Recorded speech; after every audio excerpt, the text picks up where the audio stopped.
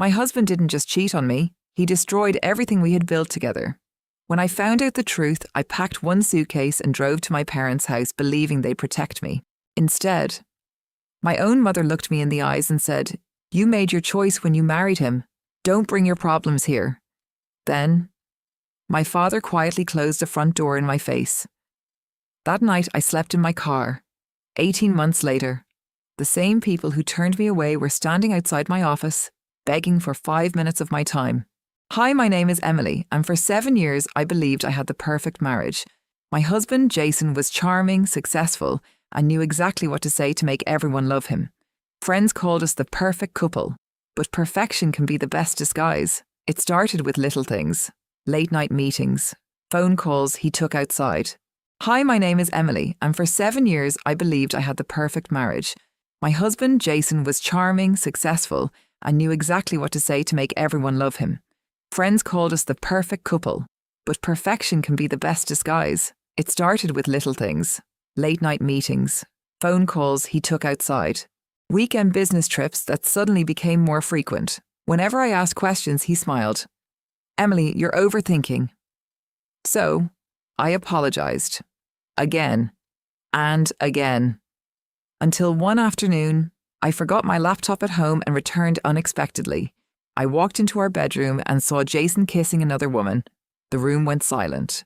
He looked shocked. She grabbed her purse and ran. Jason sighed instead of apologizing.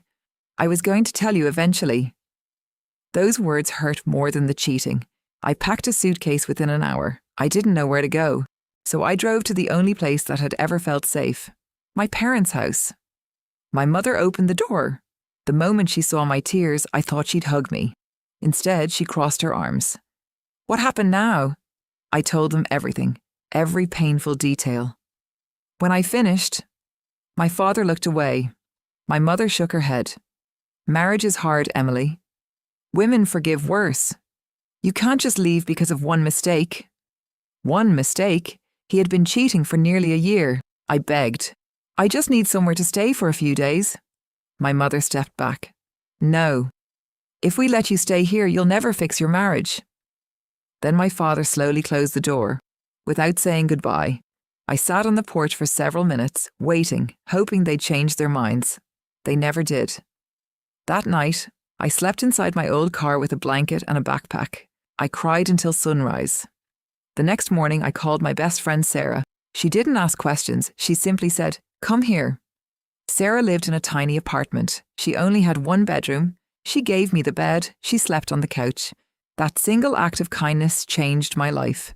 I found a small job answering phones at a real estate office. The pay wasn't great, but it was honest. Every day after work, I stayed late learning everything I could. Marketing, sales, negotiation, property management. Whenever others went home, I kept learning. 6 months later, I earned my real estate license. Within another year, I became one of the company's top agents. Then something unbelievable happened. The owner decided to retire. He offered to sell the business. Most people laughed. "Emily can't afford it." They were right, at least at first, but the owner believed in me. He helped arrange financing. I worked day and night. Weekends disappeared. Vacations didn't exist. 18 months after sleeping in my car, I owned the very office where I'd once answered phones. Life finally felt peaceful. Then, one rainy Tuesday afternoon, my receptionist called. "Emily, your parents are here." I froze.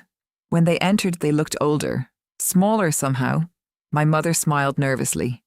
"We're proud of you." It was the first compliment I'd heard from her in years. Then my father cleared his throat. "We need help." Their family business had failed. They were drowning in debt. They had nowhere else to go. The silence felt heavy. I remembered the cold night in my car, the closed front door, the feeling of being completely alone. My mother reached for my hand. "I'm sorry. We were wrong." Tears filled her eyes. For the first time, I believed her. I had every reason to say no, every reason to walk away. Instead, I took a deep breath. "I'll help you. But things will never be the same." They nodded. Because they knew forgiveness doesn't erase the past, It only gives people a chance to build something better. A few weeks later, I helped them find a small apartment. I paid their first few months of rent. I even connected my father with an old client who offered him a job. Slowly, they rebuilt their lives. As for Jason, the woman he cheated with eventually left him. He tried calling me several times. I never answered. Some doors deserve to stay closed. Looking back, losing my husband felt like the end of my life. Being rejected by my own parents felt even worse. But sometimes, the people who abandon you accidentally push you toward the life you were always meant to have. If my parents had welcomed me that night, maybe I never would have discovered how strong I really was. Pain didn't destroy me. It introduced me to the woman I was always